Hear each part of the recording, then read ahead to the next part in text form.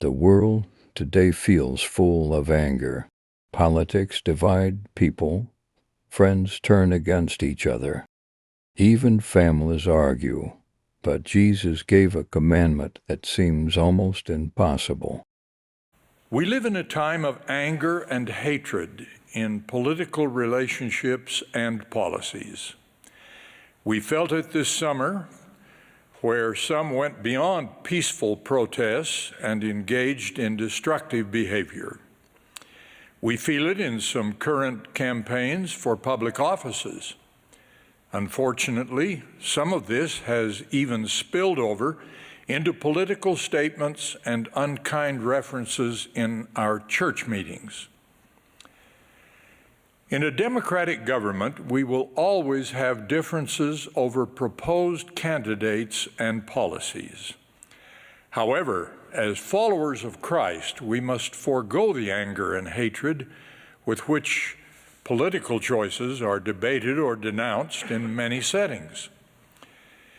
Here's one of our Savior's teachings, probably well known but rarely practiced. Ye have heard that it hath been said, Thou shalt love thy neighbor and hate thine enemy. But I say unto you, love your enemies, bless them that curse you, do good to them that hate you, and pray for them which despitefully use you and persecute you. Love your enemies, bless them that curse you. Matthew 5:44. True discipleship is revealed not by how we treat friends, but by how we treat those who oppose us. For generations, Jews had been taught to hate their enemies, and they were then suffering under the domination and cruelties of Roman occupation. Yet, Jesus taught them, love your enemies and do good to them that despitefully use you. What revolutionary teachings for personal and political relationships. But that is still what our Savior commands.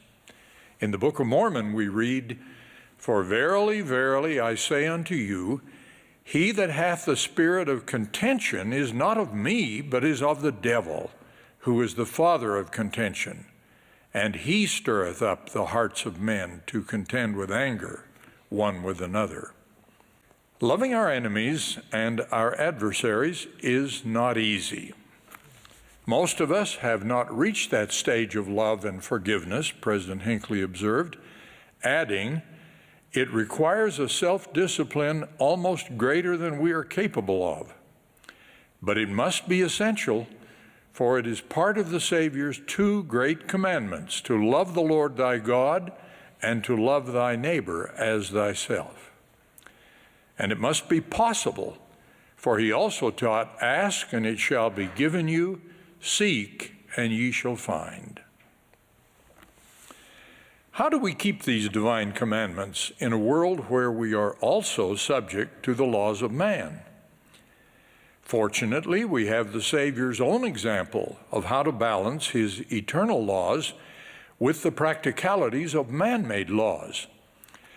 When adversaries sought to trap him with a question about whether Jews should pay taxes to Rome, he pointed to the image of Caesar on their coins and declared, Render therefore unto Caesar the things which be Caesar's, and unto God the things which be God's.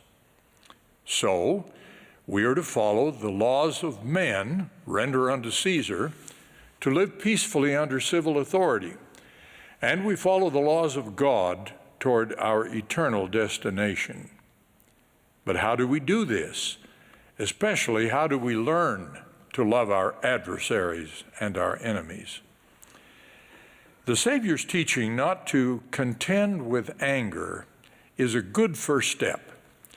The devil is the father of contention, and it is he who tempts men to contend with anger. He promotes enmity and hateful relationships among individuals and within groups. President Thomas S. Monson taught that anger is Satan's tool, for to be angry is to yield to the influence of Satan. No one can make us angry. It is our choice, end of quote. Anger is the way to division and enmity. We move toward loving our adversaries when we avoid anger and hostility toward those with whom we disagree. It also helps if we are even willing to learn from them. Apostle Dallin H taught that in a democratic society, we will always disagree about politics and policies. But as followers of Christ, we must not allow anger and hatred to control us. The Book of Mormon warns that the spirit of contention is not of God. President Thomas S. Monson explained that anger is actually one of Satan's tools. When we choose anger, we choose his influence. That's why loving our enemies is not weakness, it is true discipleship. Among other ways to develop the power to love others is the simple method described in a long ago musical. When we are trying to understand and relate to people of a different culture, we should try getting to know them. In countless circumstances, strangers, suspicion, or even hostility give way to friendship or even love when personal contacts produce understanding and mutual respect. The world may continue fighting, but disciples of Christ fight a different battle. The battle to remove anger and replace it with love.